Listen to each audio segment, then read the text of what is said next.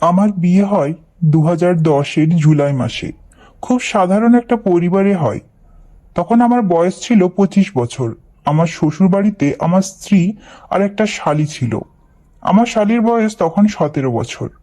আমার শ্বশুর এখনো বেঁচে আছেন, কিন্তু আমার শাশুড়ি মারা গিয়েছেন আজ থেকে 10 বছর আগে। আমার স্ত্রীর কোনো ভাই নেই, সেই জন্য আর আমার শ্বশুরেরও অনেক বয়স হয়ে গিয়েছিল। তাই বিয়ের পর আমাকেও আমার শ্বশুর বাড়িতে আমার শ্বশুর স্ত্রী ও শালিকার সাথে ওইখানেই থাকতে হয়। আমার স্ত্রী দেখতে অনেক সুন্দর, আমার শালীর থেকেও অনেক বেশি। আমি কখনো আমার শালীর দিকে খারাপ নজরে দেখতাম না। বিয়ের 1 বছর পর আমার স্ত্রী একটা সুন্দর ফুটফুটে সন্তানের জন্ম দেয়।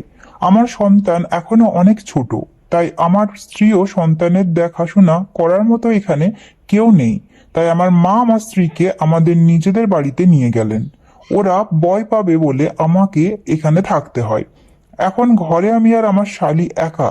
আমি আমার শালীর সাথে খুব কম কথা বলি। আমি খুব সকাল সকাল কাজের জন্য বেরিয়ে যাই, আর রাতেও অনেক দেরি করে বাসায় আসি। আমার শালীও আমাকে খাইয়ে ওর পাশের কাকার ঘরে ঘুমোতে জন্য চলে যায়, আর খুব সকালে উঠে এসে আমার জন্য খাবার রান্না করে দেয়। সব কিছু ঠিকঠাক চলছিল। আমি আমার স্ত্রীর থেকে আলাদা 1 মাস হয়ে গিয়েছিল। আমার মনটা ছটফট করতে লাগলো। তখন রাতে আমি আমার মোবাইলে খারাপ খারাপ ভিডিও দেখতাম, আর নিজেকে যেন আজকাল কন্ট্রোল রাখতে পারছিলাম না। একদিন হঠাৎ আমার মনে হলো, আমার শালীকে যদি একটু পটাতে পারি তাহলে আমার সব সমস্যার সমাধান হয়ে যাবে। আমার স্ত্রী যতদিন না আসে আমি আমার শালীর সাথে আমার সব চাহিদা মিটাবো। একদিন আমি আমার মোবাইলে অশ্লীল ভিডিও দেখছিলাম। হঠাৎ নিচে কি একটা কাজ পড়ে গিয়েছিল। আমি ভুল করে ফোনটা ঘরে ফেলে চলে আসি। এসে আমার মনে হলো আমার মোবাইলটাতে খারাপ ভিডিও চালিয়ে ঘরে রেখে এসেছি। আবার ভাবলাম শালি দেখলে তো আরো ভালো। এখন আমার মাথায় শুধু একটাই চিন্তা, কি করে আমার শালিকে আমার জালে আনবো। সকালে আমি যখন ঘরে এলাম তখন আমার শালিকে একবারে নর্মালের মনে হলো। এমনিতেই ও আমার সাথে বেশ কথা বলে না, আর আমি ওর সাথে বেশ কথা বলতাম না। ওকে নর্মাল দেখে আমার ভীষণ খারাপ লাগে। আমি ভাবছিলাম কি করে আমি আমার শালির সাথে এই ব্যাপারে কথা বলবো। ও যদি আমাকে উল্টে অপমান করে।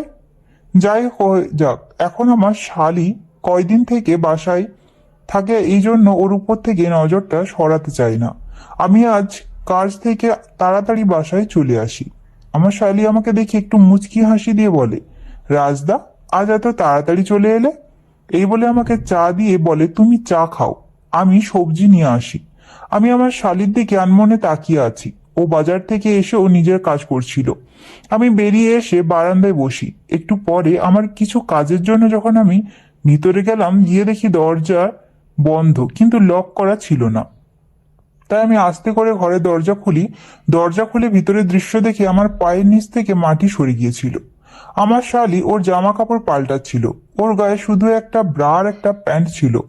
ওর শরীরটা যেন দুধে আলতা লাগছিল। তখন আমি ভাবছিলাম, ভালোই তো হয়েছে, এবার আমি ভিতরে গিয়ে আমি আমার মনের ইচ্ছা পূরণ করব। কিন্তু ভেতরে ভয় পাচ্ছিলাম, কারণ আমি আগে কখনো আমার শালীর সাথে বেশি কথা বলিনি। তখন কেউ দরজায় বেলে টং টং করলো। আমি বাইরে গিয়ে দেখি পাড়ার চাচি ও তার মেয়ে।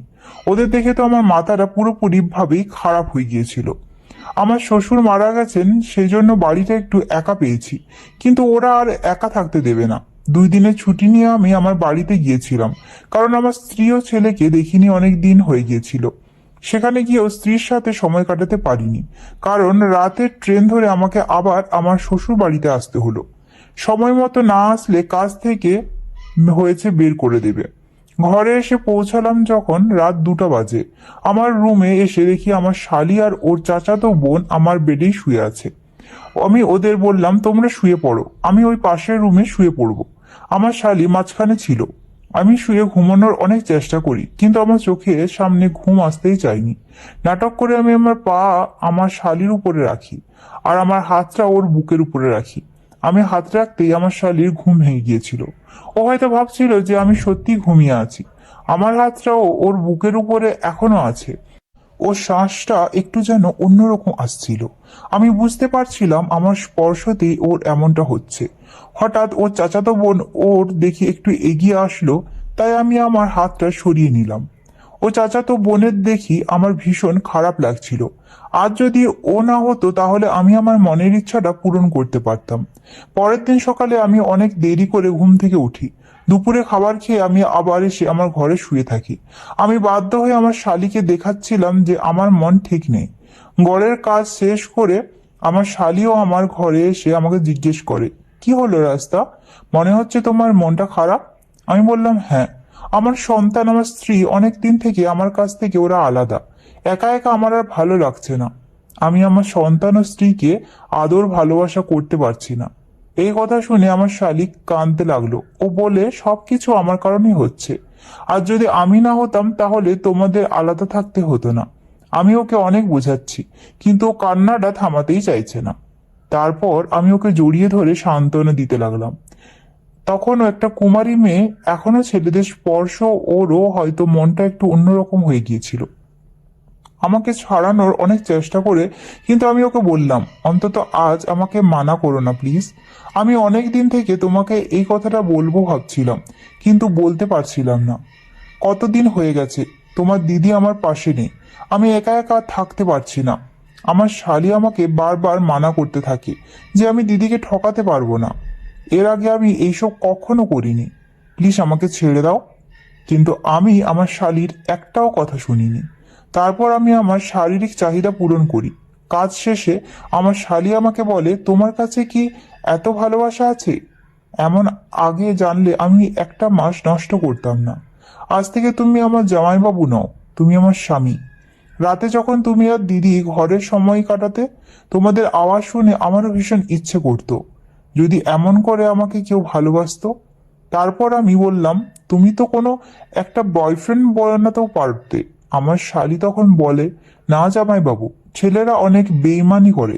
প্রথমে ভালোবাসার নাটক করে, তারপর সবাইকে বলে বেড়ায় আমি তো প্রথম থেকেই তোমাকেই মনটা দিয়ে বসে আছি, যাতে আমারও কাজটা চলবে আর ঘরের কথা ঘরে থাকবে, বাইরের কেউ জানতে পারবে না। আমার শালির কথা শুনে আমার ভিতরটা একেবারে খুশিতে ভরে যায়। আমি আমার শালিকে বললাম, আজকের দিনটা আমার অনেক সুন্দর করে নতুন স্বামী স্ত্রীর মতো কাটাবো। আমার শালি আমাকে বলে, কি করে? আমি বললাম, যেভাবে নতুন স্বামী স্ত্রীরা প্রথম বাসরাত কাটায়। তারপর আমার শালির উঠে গিয়ে স্নান করে এসে নতুন বউয়ের মতো সেজেগুজে বিছানার উপর বসে থাকে। আমিও স্নান করে বেরিয়ে এসে যেভাবে নতুন বউয়ের ঘুমটা উঠাই, সেখানে ঘুমটা উঠিয়ে ওর দিকে এক নজরে তাকিয়ে থাকি। মনে হচ্ছিল যে আজ আমি প্রথম বিয়ে করেছি ওকে। অনেক সাজগোজ করেছিল সে, সেই জন্য দেখতে অনেক সুন্দর লাগছিল। এভাবেই আমরা সময়টা কাটাচ্ছিলাম। একদিন রাতে আমি ঘুমিয়ে পড়ি। আমি খুব ভয়ানক একটা স্বপ্ন দেখছিলাম। স্বপ্নের মধ্যে কেউ আমাকে বলছিল, নিজের স্বভাবটা পাল্টে ফেল, তা না হলে তোর সন্তানের ভীষণ বিপদ আছে। আমার ঘুম ভাঙতে আমার সারা শরীর যেন ঘাম ঝরছে। তারপর থেকে আমি আমার শালীর সাথে যত পাপ করেছিলাম সবকিছু ভুলে গিয়ে নতুন ভাবে বাঁচতে শুরু করি। এখন আমার স্ত্রী, সন্তান সবাই আমার বাড়িতে চলে এসেছে। আমি চেয়েছিলাম আমার এই পাপের কথা আমার স্ত্রীকে জানাবো, কিন্তু এই সব কথা জানালে ওর অনেক কষ্ট লাগবে, সেজন্য ওকে কিছু জানাইনি। এখন আমার শালীরও বিয়ে হয়ে গেছে 1 মাস আগে, তাই আমাদের সংসারে চোখ তুলে তাকানোর মতো আর কেউ নেই। আমাদের সংসারটা আবার নতুনভাবে প্রথমবারের মতো চলছে। আমার স্ত্রী অনেক মানুষ, এই জন্য আমার উপর একটা বিশ্বাসও রেখেছে। নিজের বোনকে একা বাড়িতে রেখে কখনো আমাকে নিয়ে ওর ব্যাপারে কিছু বলেনি।